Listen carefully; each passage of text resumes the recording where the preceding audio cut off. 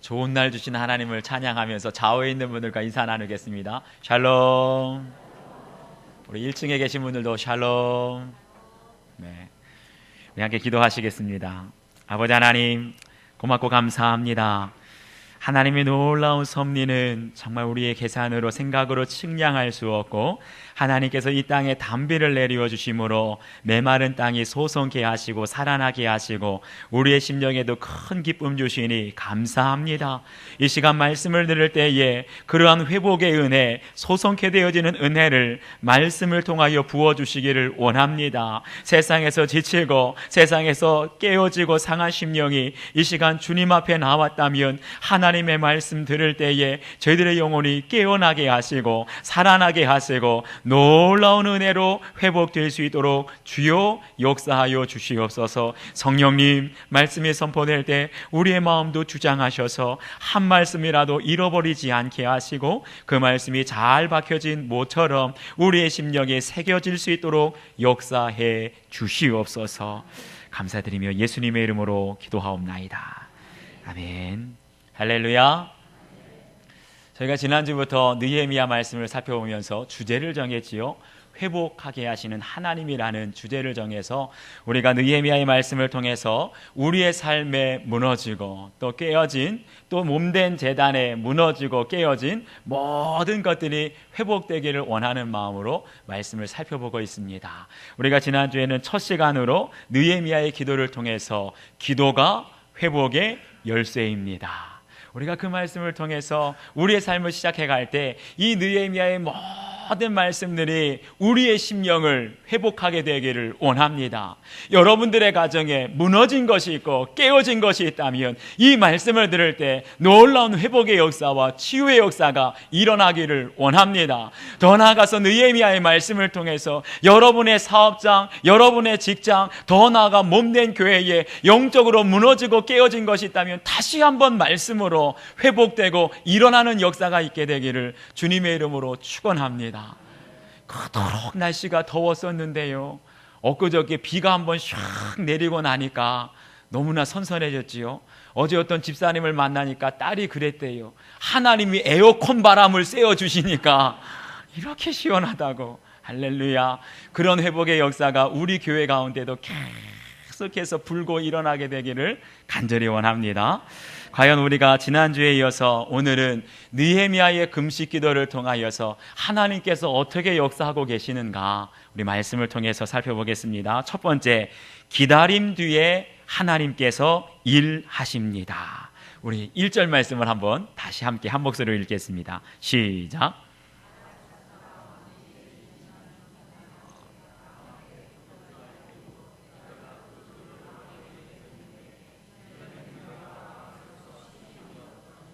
아멘. 오늘 저희가 읽은 한글 성경에는 나오지 않는데요, 우리가 성경을 연구하다 보면 히브리어 원어 성경을 연구할 때가 있는데 거기에 보면 한글 성경에 없는 단어가 딱 한 가지가 더 나옵니다. 히브리어로 와예히라고 하는 단어가 나오는데 이 말이 무슨 뜻이냐 하면 그리고 그 일이 있었다, 이런 뜻이에요. 다시 말하면 지난주에 저희가 살펴보았던 것처럼 느헤미야라고 하는 사람이 아닥사스다 왕의 술관원으로서 하나님 앞에 고국의 예루살렘 성이 회파되고 불탔다는 걸 듣고 금식하며 기도했습니다. 그런데 오늘 저희가 살펴볼 말씀은 지난주에 느헤미야가 금식하고 기도한 후에 이 일이 일어났다는 거예요.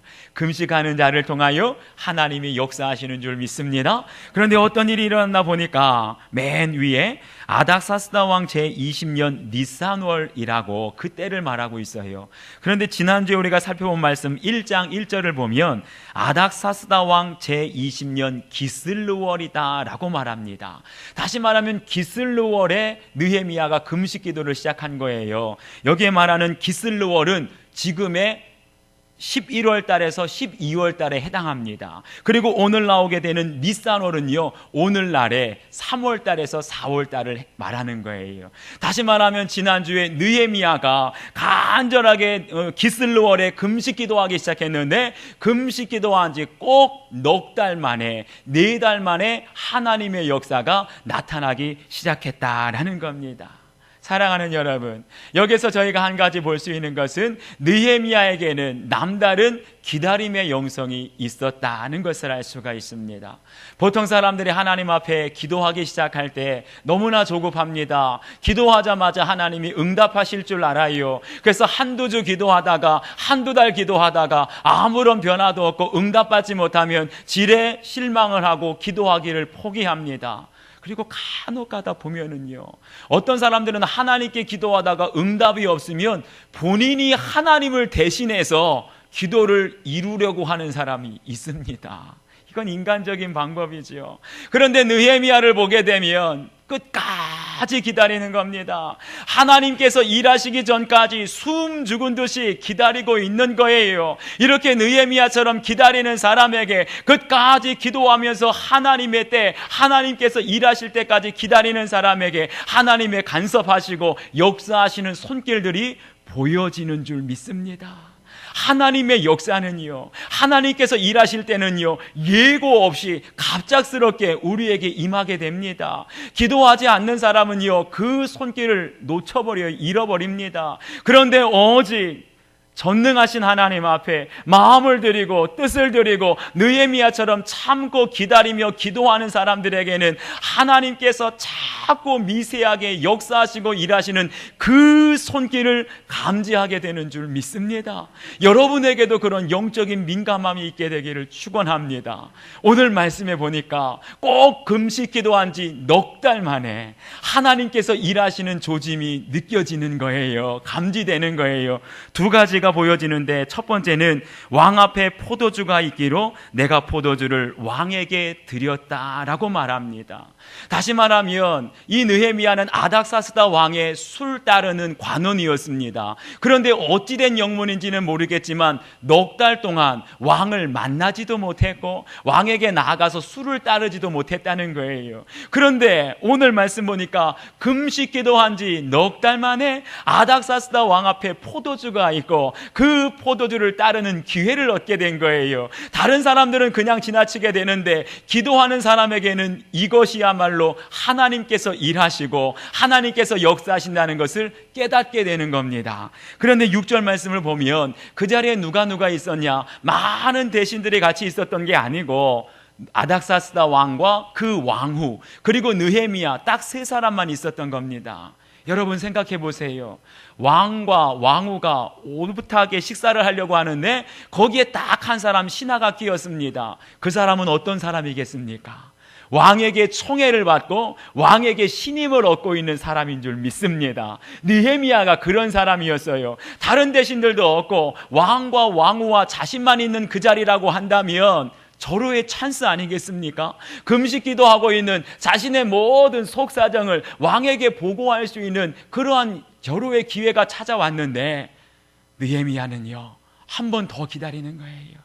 본인이 입으로 말하지 않고 왕의 입술에서 말할 수 있는 기회를 얻도록 기다리는 겁니다. 그러니까 또 다른 조짐이 나오지요. 이전에는 내가 왕에게 수심이 없었더니 어찌된 일인지요. 술 맡은 관원이었던 느헤미야가 얼마나 자기 관리를 잘했는지 아무리 마음에 근심이 가득하고 어려워도 수심이 없었는데 이때에는 어찌된 일인지 얼굴에 수심이 있다는 겁니다. 그런데 그걸 보고 누가요? 느헤미야가 먼저 왕에게 말하는 것이 아니라 아닥사스다 왕이 먼저 느헤미야에게 말합니다. 어찌 네가 병이 없거늘 어찌하여 얼굴에 수심이 있느냐? 여기 수심이라는 말은요, 히브리어로 라으라고 하는데 이 말은 근심이라는 뜻과 흉악하다는 뜻이 있습니다. 다시 말하면 수심이라는 게 뭐예요? 마음에 근심이 가득할 때 얼굴까지 흉악해지는 것, 이것이 수심 아닙니까?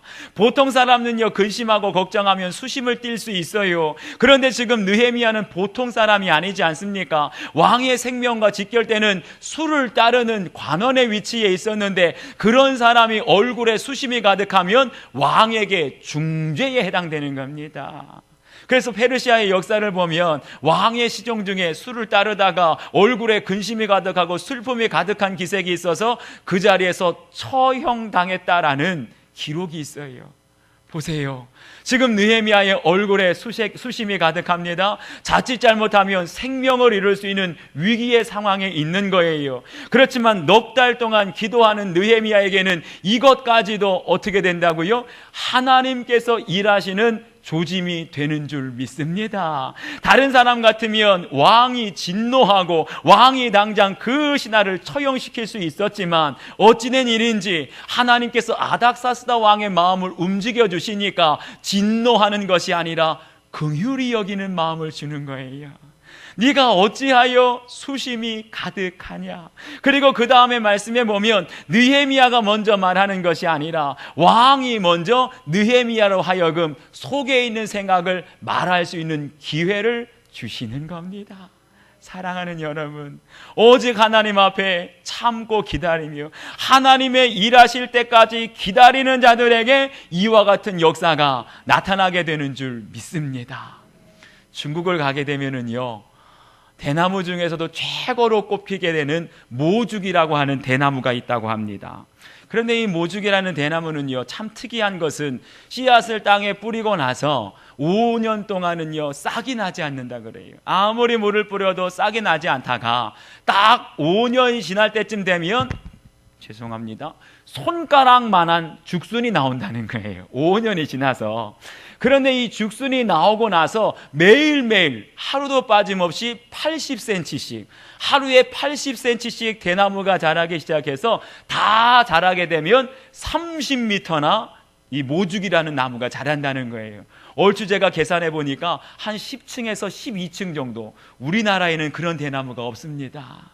그래서 학자들이 궁금해서 그 모죽이라고 하는 대나무의 땅을 뿌리를 파봤다고 합니다. 그랬더니 5년 동안 아무 일도 없었던 것이 아니라 그 모죽이라고 하는 대나무의 뿌리가 사방으로 뻗어 있는데 무려 10리나 되는 그 길이만큼 뿌리가 자라가 있다는 거예요. 사랑하는 여러분, 땅속에서 5년 동안 저 10리나 되는 거리로 뿌리를 내릴 때에 5년이라는 때가 타고 나니까 웅장한 모습으로 30m나 되는 모죽으로 자라게 된 줄 믿습니다. 하나님의 나라가 이와 같다는 거예요. 하나님의 역사는 기도하는 종들이, 금식하면서 기도하는 종들이 4개월을 기다리고 5년 동안을 기다렸는데 아무런 역사가 없는 것이 아니라 하나님은 수면 밑에서 일하고 계시는 줄 믿습니다. 우리의 눈에 보이지 않지만 역사의 저편에서 하나님은 일하고 계시는 거예요. 그러다가 때가 되면 하나님의 정하신 4개월, 하나님의 정하신 5년이라는 때가 되면 크고 놀라운 하나님의 역사가 나타나게 되는 줄 믿습니다. 여러분, 혹시나 여러분들 중에 4개월 동안 기도하고 1년 동안 기도하고 5년 동안을 기다렸는데 아무런 응답이 없는 사람, 실망하지 마시기 바랍니다. 끝까지 포기하지 마시기 바랍니다. 하나님께 소망을 두고 믿음으로 기도하게 되면, 하나님의 때가 되면 저 수면 밑에서 감추어진 곳에서 일하시던 하나님의 손길이 반드시 우리 눈앞에 보여지게 될 줄 믿습니다. 두 번째로요, 철저하게 준비시킨 뒤에 하나님께서는요 일을 시작하십니다. 우리 3절 말씀을 한번 다 같이 읽겠습니다. 3절 시작.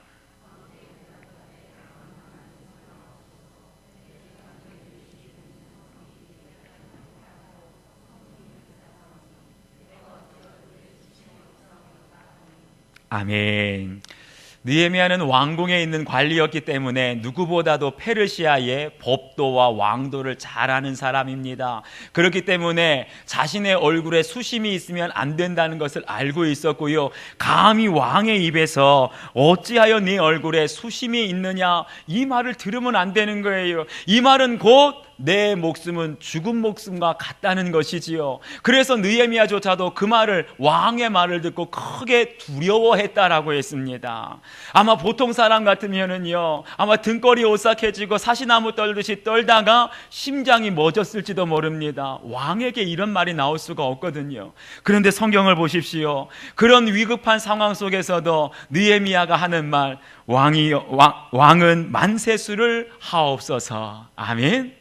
아무리 위급한 상황 속에서도요, 침착하게 대답할 수 있는 건 기도하는 사람에게 주시는 평안이요 지혜인 줄 믿습니다.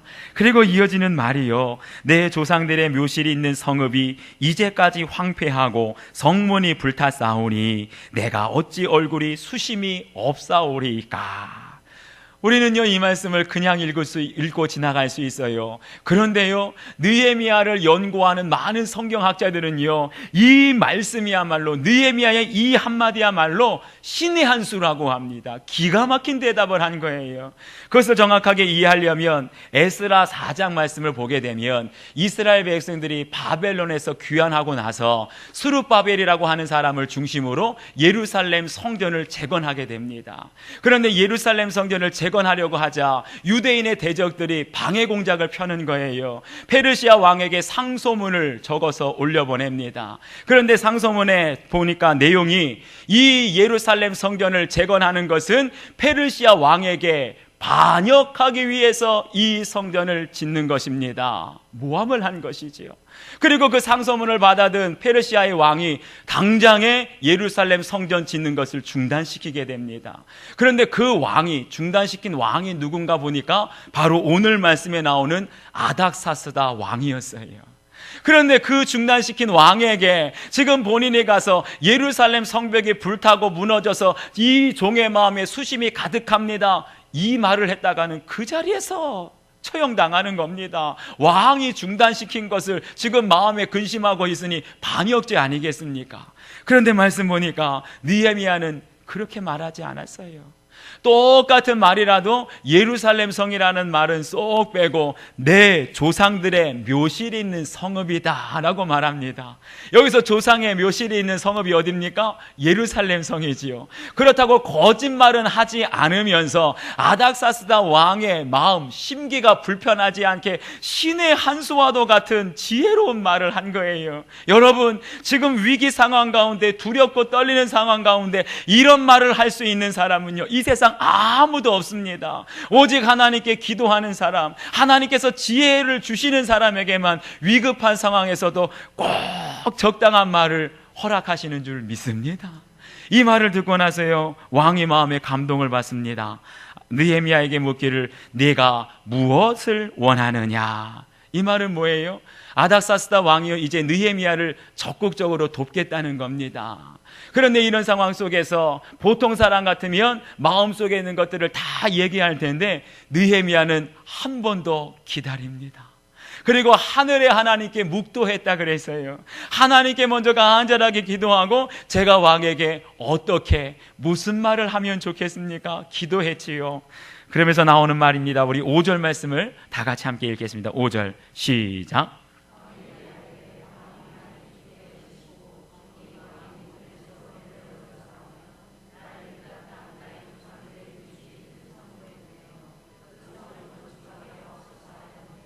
아멘. 여기서 저희는 다시 한번 느헤미야에게, 보통 사람에게 여러분 강철 심장이 있다, 담대한 믿음이 있다는 것을요 깨닫게 됩니다. 보세요, 왕 앞에서 술관원이 얼굴에 수심이 가득한 것 위험천만한 일이라고 했습니다. 목숨을 잃을 수도 있는 일이라 그랬어요.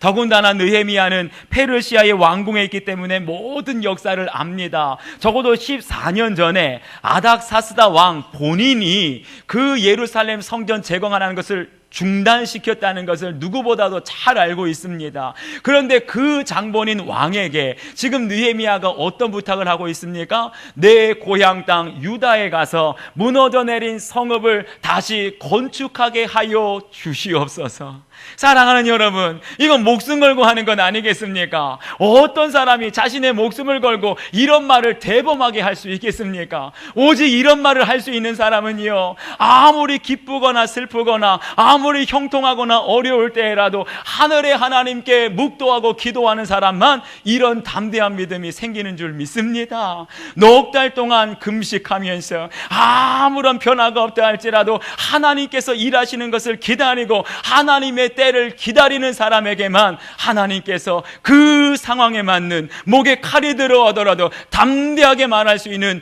용기와 믿음을 주시는 줄 믿습니다. 사랑하는 여러분, 느헤미야는요, 하나님께 비전을 받고 고국 예루살렘 성을 재건하라고 하는 비전을 받았을 때 기도만 하지 않았습니다. 기도할 뿐만 아니라 기회가 있든지 없든지 하나님께 마음으로 준비했던 거예요. 기도하는 자에게, 준비된 자에게 하나님은 기회를 주시되 절호의 찬스를 허락하시는 줄 믿습니다. 그런데 그 기회가 왔을 때 붙잡을 수 있는 사람이 있고 놓치는 사람이 있어요. 오직 깨어 기도하며 하나님의 때를 기다리는 사람들에게 그 절호의 찬스를 살리게 되는 줄 믿습니다. 오늘 느헤미야를 보니까요, 기도하는 사람은 아무리 본인에게 목숨의 위급함이 다가오고 위험한 상황이 있다 할지라도요, 상황에 꼭 맞는 말씀을 하나님께서 허락해 주시는 거예요. 기도하는 사람에게는 남들이 생각하지 못했던 탁월한 아이디어와 생각을 허락해 주시는 줄 믿습니다. 우리가 기도하게 되면 다른 사람들은 두려워서 감히 시도하지 못했던 것, 내 목에 칼이 들어와도 담대하게 하나님의 말씀을 선포할 수 있는 담력과 용기와 믿음을 주시는 줄 믿습니다. 사랑하는 여러분, 기도하시되 마음으로 늘 준비하실 수 있는 여러분들 되시기를 원합니다. 그럴 때 하나님께서 반드시 준비하는 자에게 기회를 주시고 그 기회가 여러분의 것이 될 줄로 믿습니다. 세 번째, 하나님께서 일하실 때 구체적인 계획을 세우신 후에 일하신다는 것입니다. 우리 6절 말씀을 다 같이 함께 읽겠습니다. 6절 시작.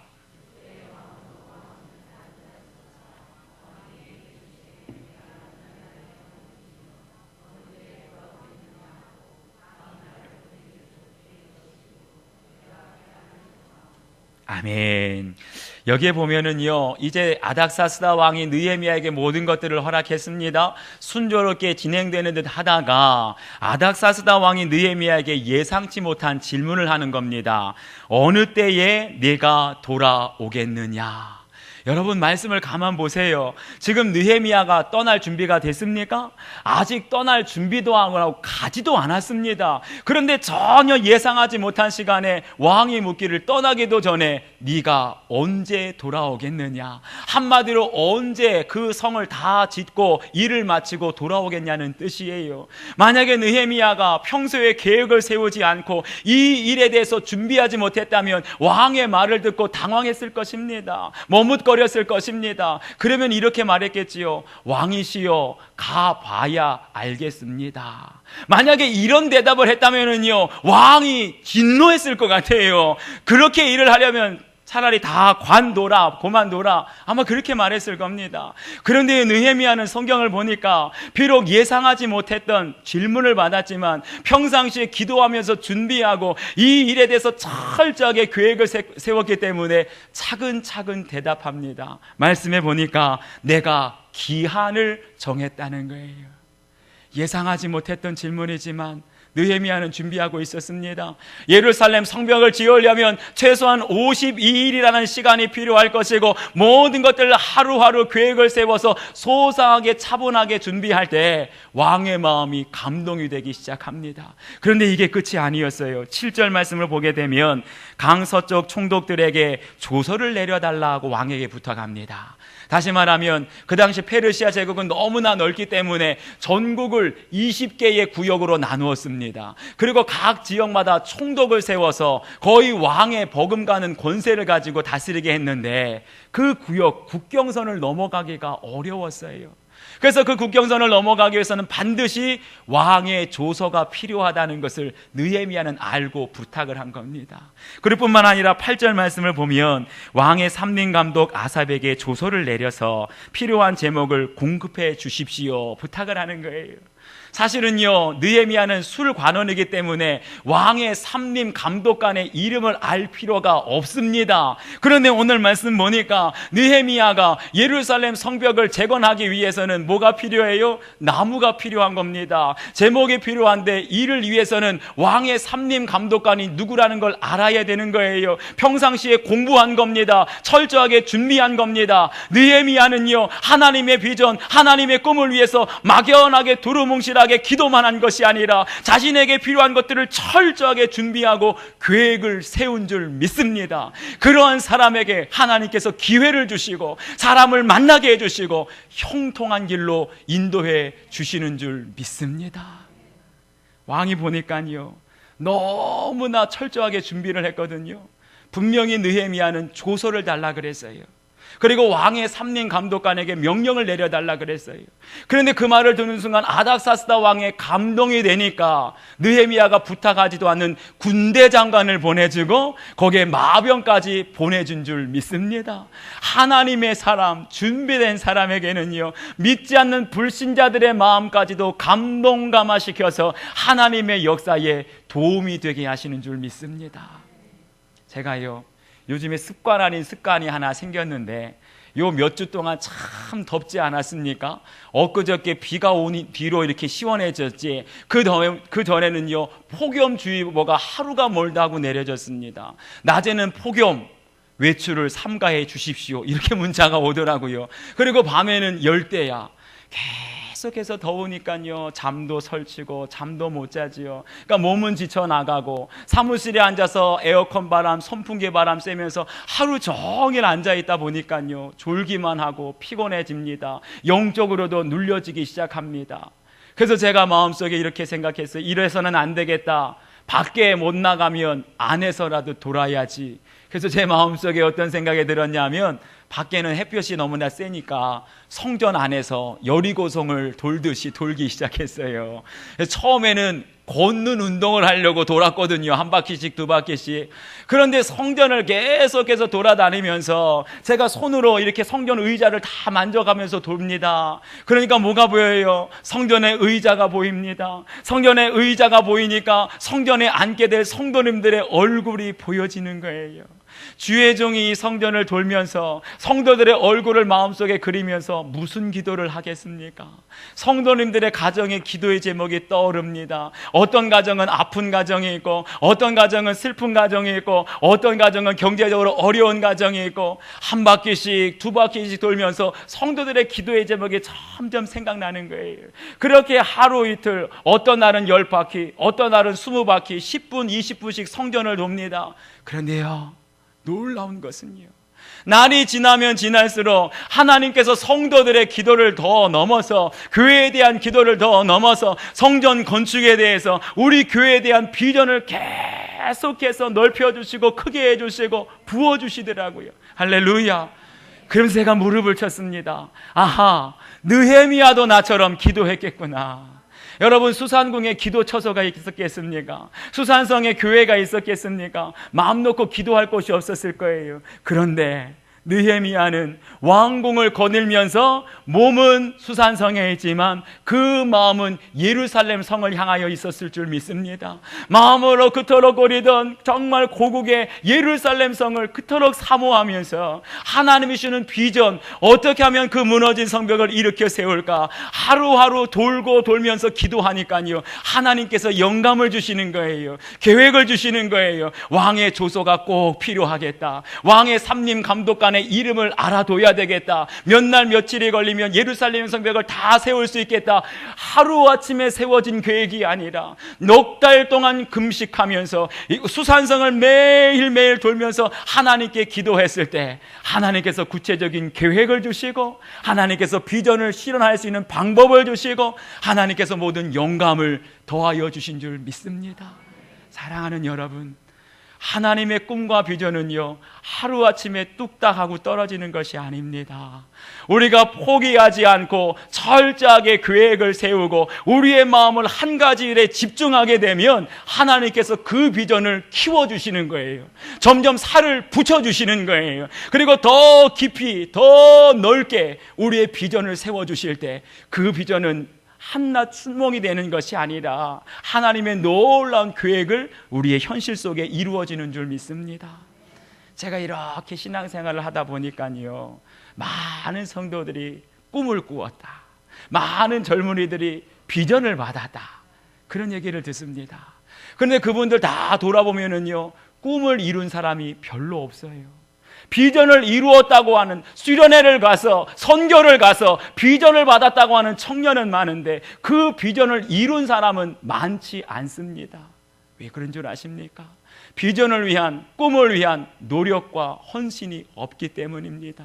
오직 하나님께 꿈을 받고 하나님께 비전을 받고 끊임없이 포기하지 않고 느헤미야처럼 기도하고 거기에 우리의 마음을 다 들여서 하나님께서 주시는 그 계획들, 그 준비 상황들을 하나하나 꼼꼼하게 철저하게 준비하는 사람들을 통하여 꿈은 꿈이 아니라 꿈은 현실로 이루어지게 되는 줄 믿습니다. 사랑하는 여러분, 여러분께 하나님께서 받은 비전이 있다면, 꿈이 있다면 거기에 여러분의 마음을 집중해 보시기 바랍니다. 잠깐 기도하고 포기하는 것이 아니라 하나님께서 그 꿈을 이루실 때까지 포기하지 않고 늘 기도해 보시기 바랍니다. 기도하는 중에 하나님이 영감을 주실 겁니다. 하나님께서 준비할 것들을 깨닫게 해 주실 거예요. 만나야 될 사람들을 알게 해 주실 겁니다. 이를 위해서 끝까지 기도하며 계획하며 준비하는 자에게 하나님은 반드시 허락하신 꿈과 비전을 이루어 주실 줄 믿습니다. 우리 오늘 받은 말씀을 생각하면서 함께 이 시간 기도하기를 원하는데요, 하나님은요, 우리의 무너진 꿈, 우리의 깨어진 꿈 그냥 내버려 두기를 원치 않으십니다. 우리에게 허락하신 비전을 여러분들을 통해서 이루기를 원하세요. 우리가 받은 꿈, 그것을 이루기를 원하세요. 그런데 우리가 기도하기를 포기하고 우리가 꿈꾸기를 포기했다면 다시 한번 기도하십시다. 우리의 영성이 회복되기를, 우리의 가정이 다시 한번 회복되기를, 우리의 산업과 일터가 회복되기를 기도할 때 하나님은 반드시 꿈을 이루실 줄 믿습니다. 이를 위해서 간절하게 함께 기도합시다. 아버지 하나님, 아버지 하나님, 우리에게는 하나님께서 허락하신 꿈이 있습니다. 우리가 바라봐야 할 비전이 있습니다. 그럼에도 불구하고 하나님, 지금까지 깨어진 대로, 무너진 상대로 그냥 방치하며 포기하며 살아왔습니다. 오늘 느헤미야를 통하여 우리에게 말씀하실 때 하나님은 기다리는 자들을 통하여 일하신다고 말씀하십니다. 하나님이 일하실 때까지 아무리 기회가 오고 아무리 답답하여도 내가 먼저 앞서지 않고 하나님이 일하실 때까지 기다리는 사람들을 통하여 하나님은 일하실 줄 믿습니다. 우리에게 기다림의 영성을 허락하여 주시고 우리의 가정, 우리의 일터, 우리의 몸된 교회 다시 한번 영적으로 일어나고 영적으로 회복되어지는 그 비전을 위하여서 우리가 기도하게 될 때에 사랑하는 주의 자녀들에게 더 큰 비전을 허락하여 주시고 더 큰 꿈을 꿀 수 있도록 우리 모든 청년들에게 하나님 은혜 나리워 주시옵소서. 감사드립니다. 예수님의 이름으로 기도합니다.